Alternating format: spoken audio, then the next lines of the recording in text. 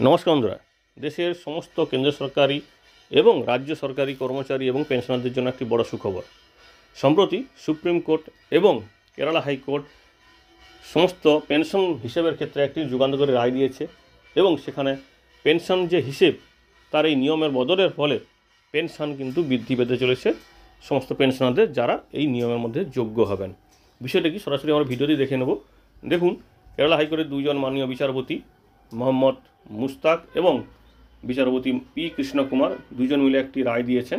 সে বিষয়টা হচ্ছে কি, এখানে বলা হয়েছে যে কেরালা হাইকোর্ট সম্প্রতি একটি পেনশন গণনা সংক্রান্ত একটি রায় দিয়েছে, যা সরকারি কর্মচারীদের আনন্দও দিয়েছে। একটি যুগান্তকারী রায়ে কেরালা হাইকোর্ট নিশ্চিত করেছে যে পেনশন অবশ্যই সংশোধিত বেতন স্কেলের ভিত্তিতে হিসেব করা উচিত, এমনকি যখন বেতন সংশোধন পূর্ববর্তীভাবে প্রয়োগ করা হয়। অর্থাৎ ধরুন রিটায়ারমেন্ট আগে হয়ে গেছে কিন্তু তারপরে পেনশনের বিধিটা লাগু হয়েছে বা নোটিফিকেশান জারি হয়েছে, সেক্ষেত্রে কিন্তু উনি পেনশন বৃদ্ধির যে হিসেব সেটা ওনার ক্ষেত্রে লাগু হবে। শুধু তাই নয়, এখানে আরও বিষয়গুলো বলেছে। দেখুন, এই সিদ্ধান্তটি পেনশনভোগীদের জন্য প্রসারিত, যারা বেতন সংশোধন আদেশের আগে অবসর নিয়েছেন, যদি তারা সংশোধিত বেতন স্কেলের জন্য যোগ্য হন। কেরালা অ্যাডমিনিস্ট্রেটিভ ট্রাইব্যুনালও এই বিষয়ে রায় দিয়েছিলেন এবং সেই রায়টিকে হাইকোর্ট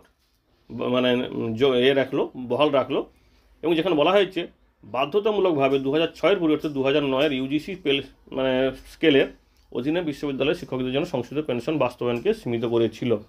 বিষয়টা কি সেটা একটু বিস্তারিত আমরা দেখে নেব। ব্যাপারটা কী ছিল, বলা হয়েছে মামলাটি 2011 সালে সরকারি আদেশের উপর একটি এই নোটিফিকেশান একটা দেওয়া হয়েছিল।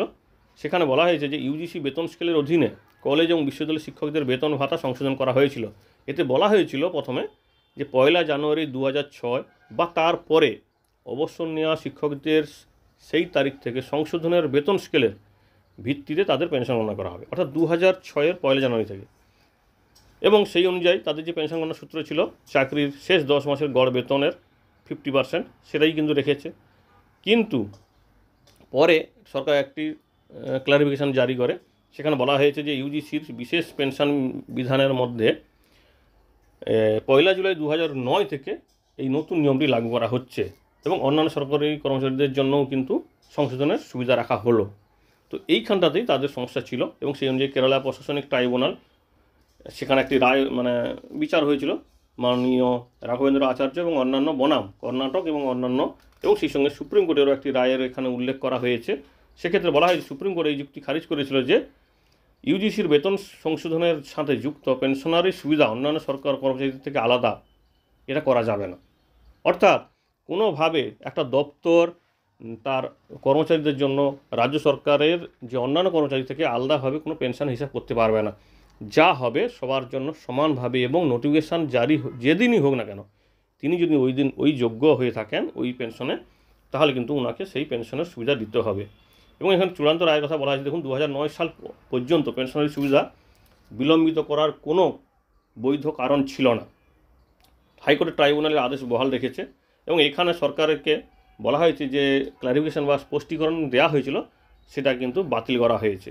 অর্থাৎ পূর্ববর্তী যে বেতন সংশোধনের বিষয়টা ছিল, অর্থাৎ যদি কোনো কর্মচারী তার নোটিফিকেশানের আগে রিটায়ারমেন্ট নেয় কিন্তু উনি পাওয়ার যোগ্য, সেক্ষেত্রে ওনাকে সেই সংশোধিত বেতন স্কেল বা রিভাইসড বেতন স্কেল দিতে হবে। এবং সেখানটায় আরও যে বিষয়গুলো বলেছে সম্পূর্ণরূপে কেরালা হাইকোর্টের রায়ের পরিপ্রেক্ষিতে কেরালা সরকারের পক্ষে। কিন্তু যে বিষয়টা এখানে উঠে এলো সেটা হচ্ছে কি, যে কোনো কর্মচারী যদি রিটায়ারমেন্ট নিয়েও নেয় কিন্তু তারপরে তার রিভাইসড বেতন স্কেল চালু হয় বা বেতন বাড়ে, সেক্ষেত্রে কিন্তু ওনাকে সেই সুবিধা দিতেই হবে। এটা অনেক রাজ্য সরকার মানে না এবং অনেক ক্ষেত্রে আবার এর সমস্যাও হয়, বিভিন্ন কারণে তাদেরকে সুবিধা থেকে বঞ্চিত করা হয়। সেক্ষেত্রে এই কেরালা হাইকোর্টের রায় এবং সুপ্রিম কোর্টের রায় তাদের ক্ষেত্রে অগ্রগণ্য পথ দেখাবে এবং সেই সঙ্গে তারা কিন্তু অনেকখানি পেনশনারি বেনিফিটটা বেশি পাবে। তো এই বিষয়টিকে আপনারা কীভাবে দেখছেন অবশ্যই কমেন্ট করে জানাবেন, কারণ পেনশনারদের বঞ্চনার বিভিন্নভাবে হয়।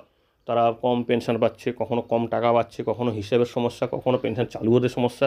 তো সেক্ষেত্রে এই যে হাইকোর্ট বা সুপ্রিম কোর্টের যে মাঝে মধ্যে রায়গুলো দেয় অবশ্যই তাদের ক্ষেত্রে কিন্তু কাজে লাগবে। ধন্যবাদ।